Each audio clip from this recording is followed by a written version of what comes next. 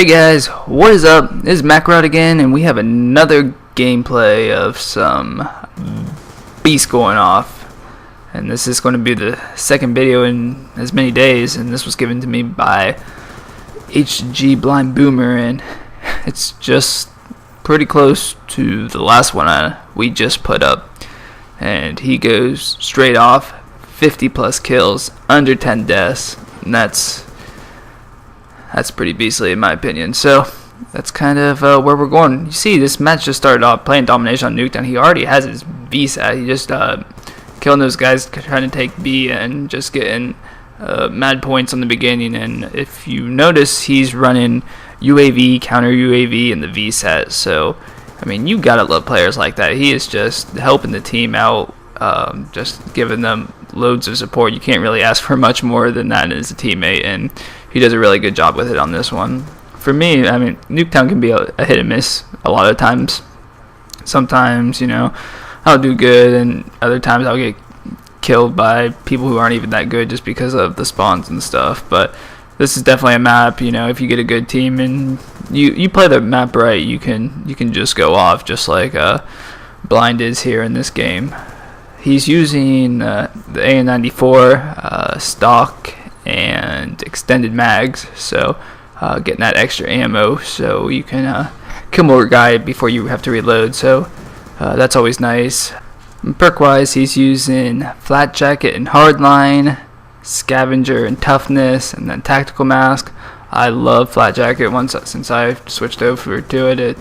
You definitely notice whenever you take it back off, you die by so many more grenades and explosives, but when you put it back on, it's definitely noticeable. Sometimes you get too used to it, you might not notice it, but it's definitely a key for that first perk. Hardline, which is, I don't really use it too much. I might have said this in the last video. Maybe I should start trying it because it's obviously working for these guys, so that's one thing.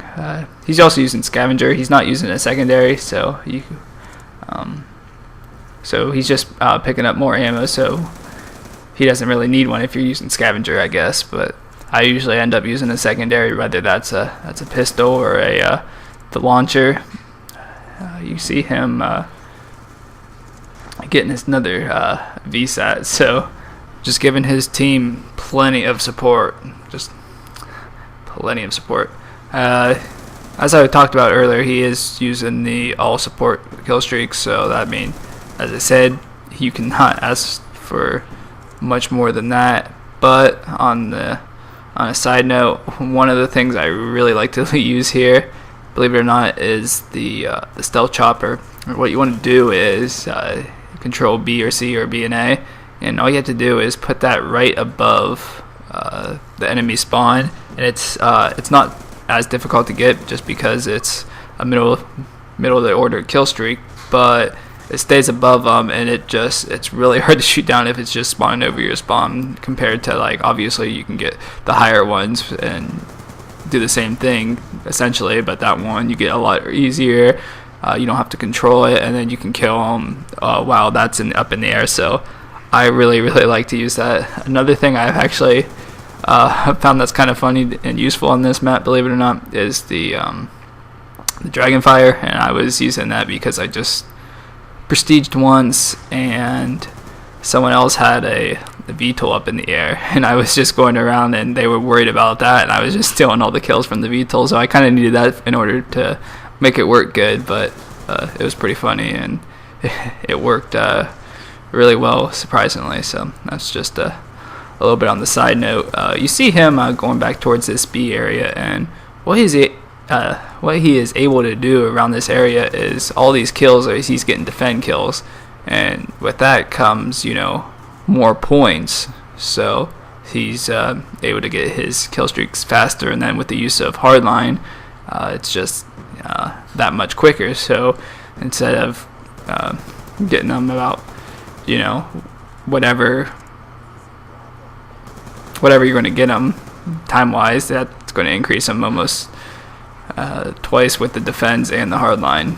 So it's a really good strategy if you have the guns for it, and you're able to dodge other players and it also helps whenever the other players aren't as good. But that's a little side point. You see, I mean, it's not that close, 113.63, but I mean, kind of close for.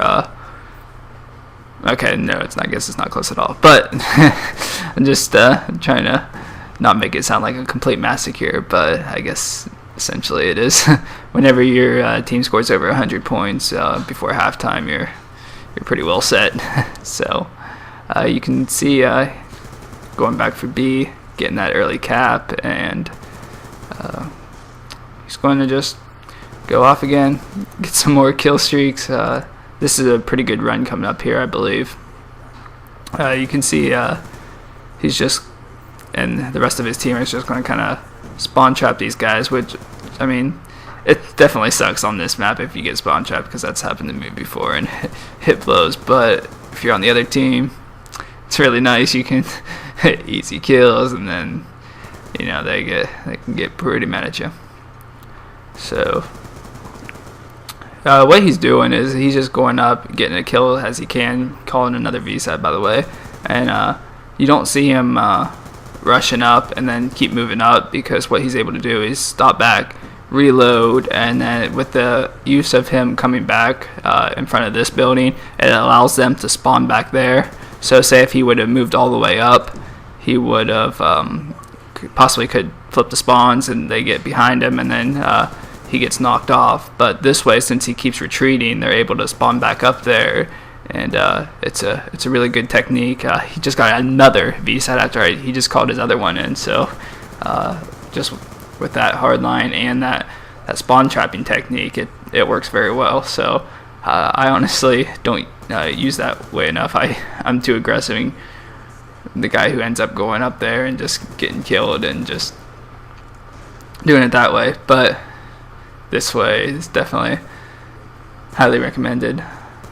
Going back to as he's about to, I think in this life he calls 4 VSATs in. This might be his 3rd or 4th, I kind of forget.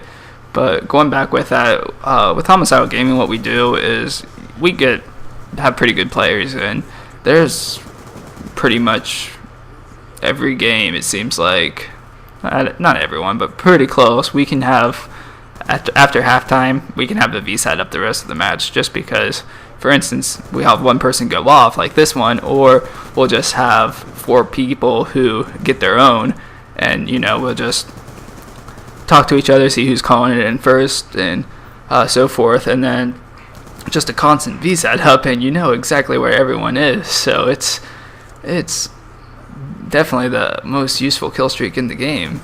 I mean, it's maybe not as useful on Nuketown as other maps, but regardless, I think it's the most useful. And there's his 4th one, so he's getting a ton of points. And then he also has his counter and UAV up, so as you can see, it's just really easy to rack up points with that technique. And as a team-wise, whenever you can have a constant VSAT up, that makes your job just so much easier. And especially if it's unlike this one, if it's a little closer game, that really comes in handy. But this has been our second beast gameplay, 57-8.